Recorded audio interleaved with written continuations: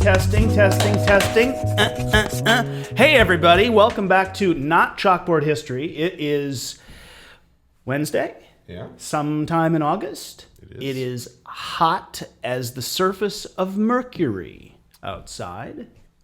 It is. 870 degrees. I wouldn't go that far. It is in the upper 90s, and it does hurt to be outside. It is hot outside. So we're going to try something new. I think that by the time you're watching this, you'll already have a title on the video. So we're going to call it Crash Course for Dummies or Crash Course in something. Crash Test Dummies. Crash Course in American History. We're going to do a series of videos leading up to the 160th anniversary of the battles of Spring Hill and Franklin. So over the course of 10 weeks, we're going to drop one of these babies every single week. We're going to start with the fall of Atlanta, which is really the big deal out west. Atlanta Falls. In 64, and off of that spins the Tennessee campaign. So we're going to start with Gone with the Wind. We could have gone with like Franklin made your own activity. I know. Okay. I just had to do the laugh because it's almost Halloween, and Gone with the Wind has always scared the living daylights out of me. It's just so I think you should dress up as Ashley Wilkes this year. I think you should get the hell away from me if you ever suggest anything like that again. I mean, best dressed cavalryman in the entire Civil War. All I want is one of those big ties that kind of hangs down, like the one John C. Carter was wearing right before he joined the war effort. I don't know. Ashley. You should dress like Ashley Wilkes. Ashley is such a southern male name, by the way. Nobody up north is named Ashley. Never.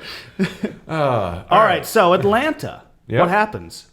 Well, not to sound flip, but it falls. That guy has a lot to do with it. Why is Atlanta so important?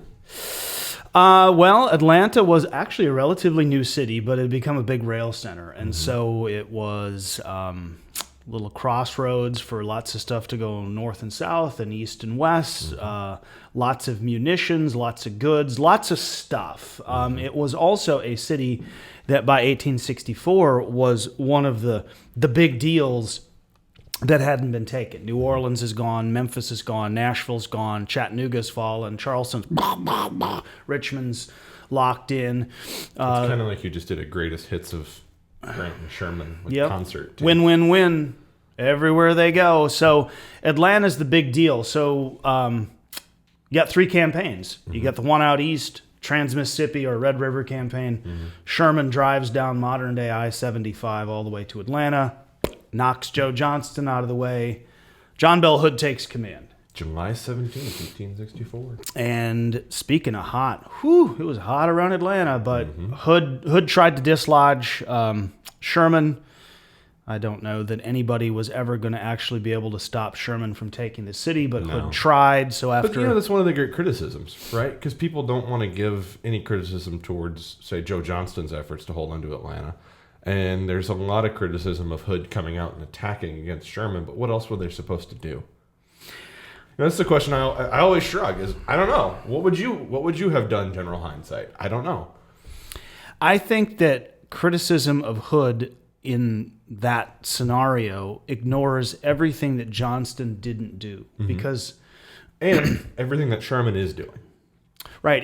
If the football team's already 0-11, chances are you're not going to really turn that season around. You might win a game or two. Johnston, you've heard me say this, he's George McClellan in a gray uniform. He's the same petty, argumentative, arrogant, likes what he sees in the mirror guy that McClellan is. He doesn't listen to Jeff Davis. He just retreats all the way from Dalton to Atlanta. When Davis asks him, what are you going to do? He says, I don't know. So Davis fires him, and Hood comes in, and he does try. There's Peachtree Creek, pretty sharp, nasty fight, thousands of casualties. Battle of Atlanta is Franklin scope. It's 10,000 casualties.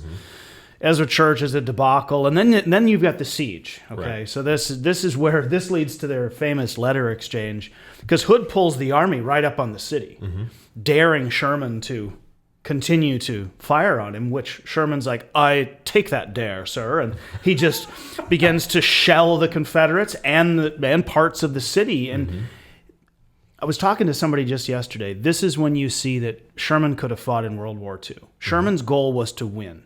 He didn't want to kill civilians. He's trying to actually minimize casualties, but realizes, well, sometimes guess what happens in war? Bad things happen and people die. And so then you've got the last big push. Hood actually forces Sherman to do one thing. Sherman does kind of release off the city a bit, and then he just starts to encircle it. And so like a snake, he just slides around the city, and once he cuts that last rail line, it falls. So I thought it's important to talk about the fall of it, because the fall of Atlanta is a huge psychological blow. Absolutely. I think for Jeff Davis, there were 3 cities: Vicksburg, Atlanta, and of course Richmond. And now 2 of the 3 are gone. And that's really where the next phase begins. So, Hood is able to get his army out of the city. They sit outside the southwest of the city near Palmetto for really several weeks. But both armies do. They kind of, catch their breath. And then Davis visits the army. The Confederate army. Then there's the series of interviews with all the commanders. Right, and everybody's like, we don't like Hood, and what are we going to do? And they miss Joe Johnston. Right, miss Joe Johnston, because he didn't make us work hard. So Davis, I think Nashville was always in the back of their head. Maybe they could get Tennessee back. And in all seriousness, this is what I've tried to get across to people for many years. It's a desperate time for the Southern push for independence. And Hood believed he might be able to drag Sherman away from the city, cause him some damage, but ultimately it's Tennessee, it's Nashville that's in the back of his mind.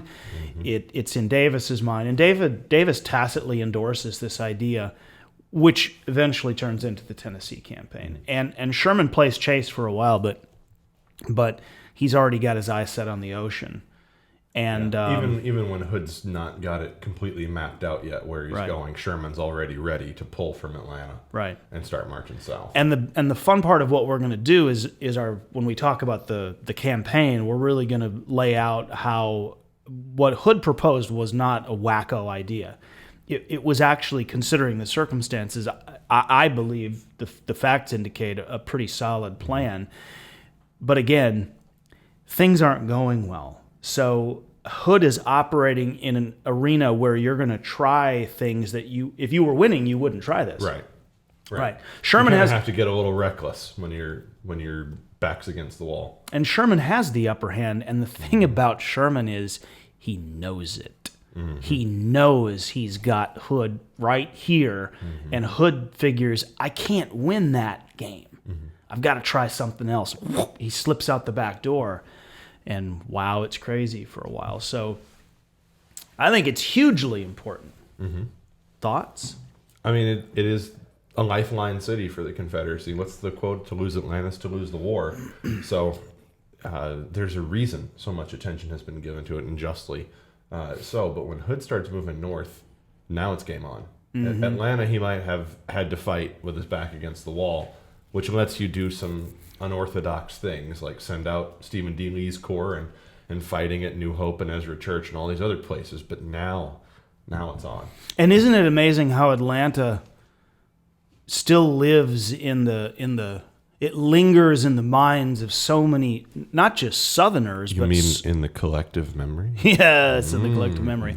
As John Marszalek, I think, said, Sherman was so good at getting into the minds of Southerners, he's still there today. But Atlanta is deeply steeped into the Civil War community. It's memory, but it's memory, which is sometimes why I push back. We got a whole video on this coming. Oh, we should. That's why I sometimes push back against it, because so much of the memory of Atlanta is wrapped up in Gone with the Wind and what Margaret Mitchell did. And to me, that's not memory. That's just bad history.